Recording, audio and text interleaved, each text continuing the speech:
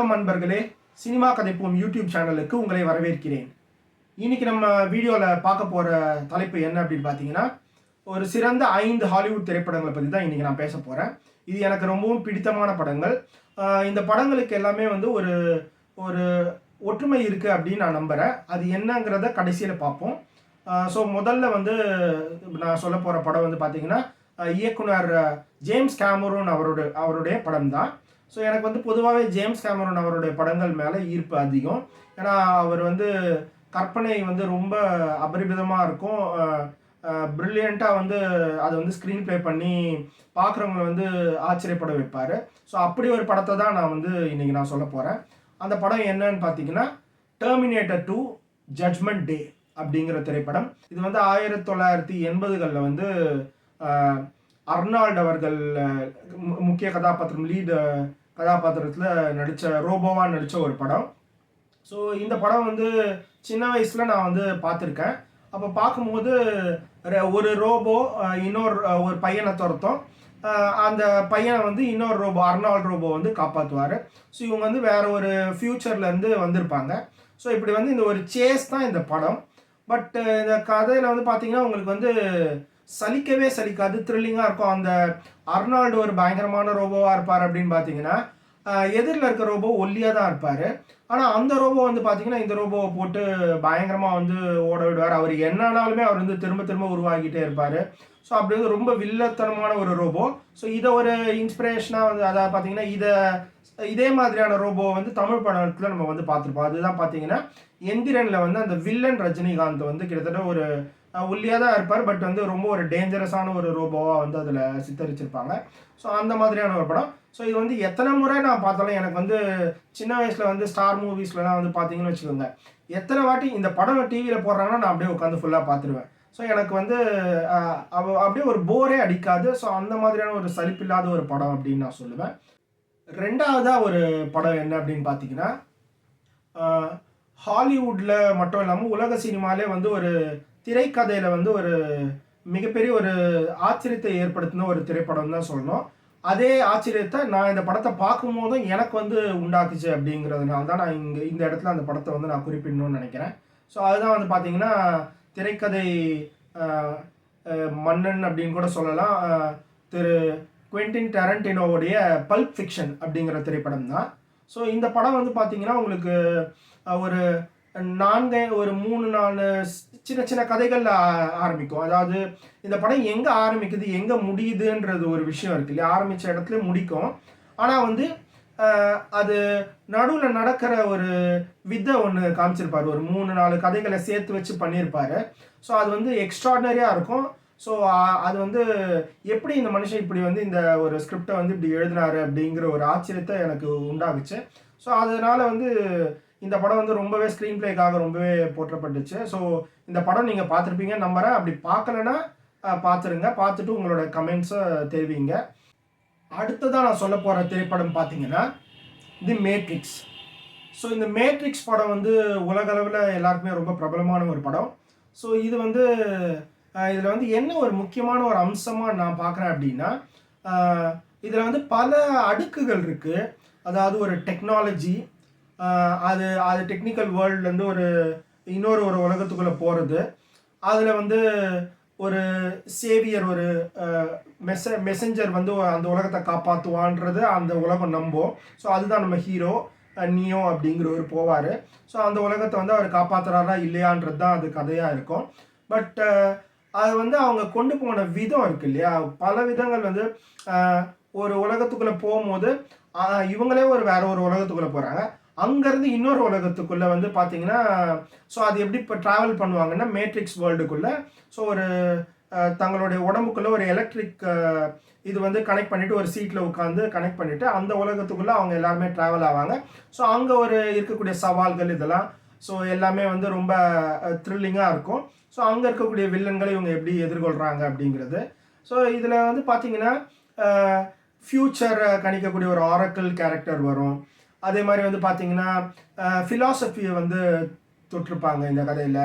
So இது எல்லாமே வந்து இதை தவிர்த்து ரொம்ப வியப்பான ஒரு விஷயம் என்னென்னா, இதில் கையாண்ட ஸ்டன்ஸ், விஷுவல் எஃபெக்ட்ஸ் ஸ்டன்ஸ் வந்து ஆக்ஷன் சீக்வன்சஸ்லாம் வந்து பிரம்மாண்டமாக இருக்கும்.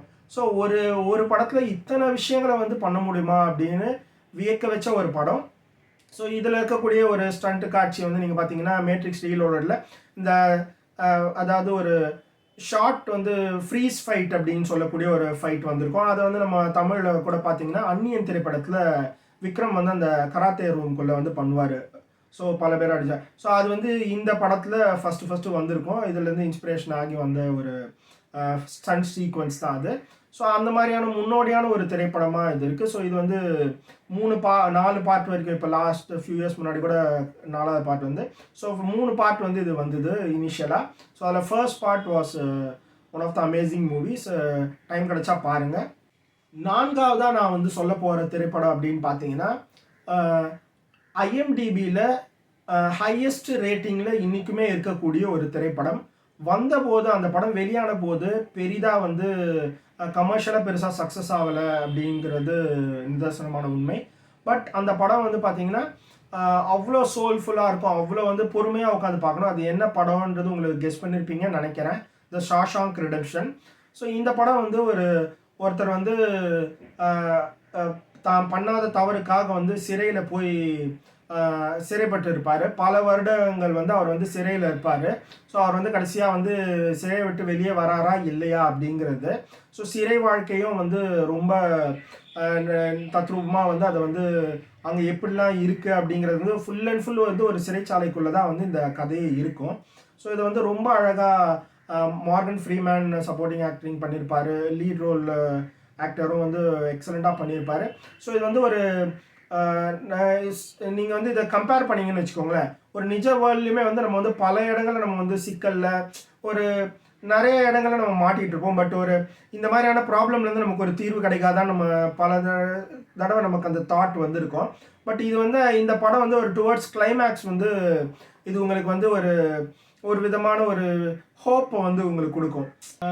5வதாக வந்து பார்த்தீங்கன்னா ஒரு சிறந்த சயின்ஸ் ஃபிக்ஷன் படம்னு சொல்லலாம். அதாவது 2001 A Space Odyssey. ஸோ இது வந்து டைரக்டர் ஸ்டான்லி கூப்ரிக்கோட மாஸ்டர் பீஸ் ஃபிலிம். ஸோ இந்த படம் வந்து பார்த்தீங்கன்னா 2001 ஸ்பேஸ் ஒடிசின்னு வச்சுருந்தாலும் இந்த படம் எடுக்கப்பட்டது 1960களில். ஸோ இது வந்து ஒரு சயின்ஸ் ஃபிக்ஷன் ஸ்பேஸ் சம்மந்தமான படங்களுக்கு வந்து ஒரு லேண்ட்மார்க் ஃபிலிம்னே சொல்லலாம்.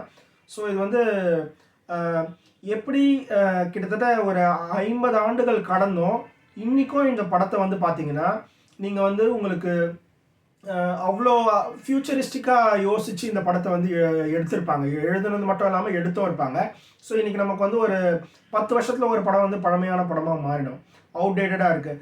பட் ஒரு 50 வருடம் கழிச்சும் ஒரு படம் வந்து நிற்குது அப்படின்னா எந்த அளவுக்கு அந்த படத்தில் கான்செப்ட் எவ்வளோ ஸ்ட்ராங்காக இருக்குது அப்படிங்கிறத வந்து இந்த படத்து மூலமாக நம்ம வந்து தெரிஞ்சுக்க முடியும். So visuals and other things எல்லாமே ஸ்டோரிக்குள்ளே நான் போக விரும்பலை. பட் ஸ்பேஸ் சம்மந்தமான ஸ்டோரி. ஸோ அதை நீங்கள் பார்த்தீங்கன்னா உங்களுக்கு அந்த அனுபவம் கிடைக்கும். So one of the beautiful films made in Hollywood. So 5 படத்தை பற்றி சொல்கிறேன்னு சொன்னேன். பட் எக்ஸ்ட்ராவாக ஒரு அடிஷ்னல் ஃபிலிமும் வந்து இந்த டைமில் சொல்லணும்னு நினைக்கிறேன். ஸோ அது என்ன அப்படின்னு பார்த்தீங்கன்னா த யூஷுவல் சஸ்பெக்ட்ஸ் அப்படிங்கிற ஒரு படம் 1995 வந்து ஒரு க்ரைம் த்ரில்லர் படம். ஸோ இந்த படம் வந்து பார்த்தீங்கன்னா உங்களுக்கு ஒரு ஷூட் அவுட் நடந்திருக்கும். அதில் ஒரே ஒரு ஆள் மட்டும் தப்பிச்சிருப்பாங்க. ஸோ அவர் வந்து போலீஸ் வந்து விசாரிப்பாங்க. ஸோ அவர் வந்து போலீஸ் விசாரணையில் அவர் வந்து என்னென்ன நடந்தது அப்படிங்கிறத, அந்த கேங்குக்குள்ளே என்னென்ன நடந்தது அப்படிங்கிறத வந்து போலீஸ்க்கு எக்ஸ்பிளைன் பண்ணுவார். ஸோ அதுதான் இந்த ஜஸ்ட் ஒரு ஒன்லைனாக சொன்னதான் கதை. பட் இது வந்து ட்விஸ்ட் வந்து வேறு லெவலில் இருக்கும். இந்த படத்தை வந்து நான் ஏன் இதை குறிப்பிட்டு சொல்கிறேன்னா, இந்த படத்தை நான் பார்த்து ஃபியூ இயர்ஸ் முன்னாடி தான் நான் இந்த படத்தை பார்த்தேன். பார்த்து முடித்த உடனே பார்த்து முடிச்சுட்டு ஒரு 5 நிமிஷம் லிட்ரலாக விழுந்து சிரித்தேன். ஸோ என்னால் சிரிப்பை நிறுத்த முடியல, விழுந்து சிரித்தேன். ஸோ அந்த அளவுக்கு வந்து இந்த சஸ்பென்ஸை வந்து ஒரு ட்விஸ்ட் வந்து இவங்க வந்து வச்சுருப்பாங்க இந்த கதையில். ஸோ அது பார்த்தீங்கன்னா நீங்கள் வந்து எப்படி ஒரு ஸ்க்ரீன் ப்ளே வந்து இந்த மாதிரி எழுதலாம், எப்படி சஸ்பென்ஸை பிரேக் பண்ணாமல் வச்சு வேறு மாதிரி ட்விஸ்ட் வச்சு கிளைமேக்ஸில் வந்து ஒரு ஆடியன்ஸை வந்து ஆச்சரியப்படுத்தலாம் அப்படிங்கிறதுக்கு ஒரு சிறந்த உதாரணம். பாருங்கள், பார்த்துட்டு இந்த படத்தை பற்றி உங்கள் கமெண்ட்டில் சொல்லுங்கள். ஸோ இதுதான் நான் சொன்ன அந்த 5 திரைப்படங்கள். ஸோ இதில் நான் ஆரம்பத்தில் சொன்ன மாதிரி என்ன இதுக்கு ஒரு தொடர்பு கனெக்டிவிட்டி நான் நம்புகிறேன் அப்படின்னா, இந்த திரைப்படங்கள் வந்து ஒரு மாஸ்டர் பீசஸாக அமைஞ்சிருக்கு. ஸோ இதில் என்ன முக்கியமான ஒரு அம்சமாக நான் பார்க்குறேன் அப்படின்னா, உங்களை வந்து திங்க் பண்ணுறது வந்து இன்னொரு லெவலுக்கு வந்து அடுத்த கட்டத்துக்கு கொண்டு போகும். அதாவது பார்த்தீங்கன்னா, நீங்கள் டெர்மினேட்டராக இருக்கட்டும், இல்லைனா வந்து பார்த்தீங்கன்னா பல்ப் ஃபிக்ஷனாக இருக்கட்டும், இல்லைனா வந்து ஸ்பேஸ் ஒடிசியாக இருக்கட்டும், இல்லைனா வந்து மேட்ரிக்ஸாக இருக்கட்டும். ஸோ இந்த மாதிரி கதைகள் எல்லாமே வந்து பார்த்திங்கன்னா, நமக்கு வந்து நார்மலாக நம்ம வந்து யோசிக்கிறத தாண்டி என்டையராக வேறு ஒரு இப்படியும் ஒரு கதை சொல்ல முடியும், இப்படியும் ஒரு வேர்ல்டு, வேறு ஒரு வேர்ல்டு. நம்ம சினிமான்றதே ஒரு கற்பனை உலகமாக தான் நம்ம வந்து இட்ஸ் அ ஃபிக்ஷன் தான் இல்லையா, கற்பனை புனைவு தான். ஸோ அப்படி இருக்கும்போது கதைகளில் இன்னொரு ஒரு பரிமாணத்தை வந்து காமிக்கக்கூடிய படங்களாக இந்த படங்கள் இருக்குது அப்படின்னு நான் நம்புகிறேன். ஸோ உங்களுடைய கருத்து என்னன்றதையும் நீங்கள் வந்து கமெண்ட்டில் போடுங்க. ஸோ இன்றைக்கி எனக்கு பிடிச்ச ஒரு 5 படங்கள் 5-6 படங்களை பற்றி உங்கள்கிட்ட பகிர்ந்திருக்கேன். இன்னும் அடுத்த வீடியோவில் மேலும் பல திரைப்படங்கள் குறித்து பேசுவோம், சினிமா கதைப்போம். நன்றி.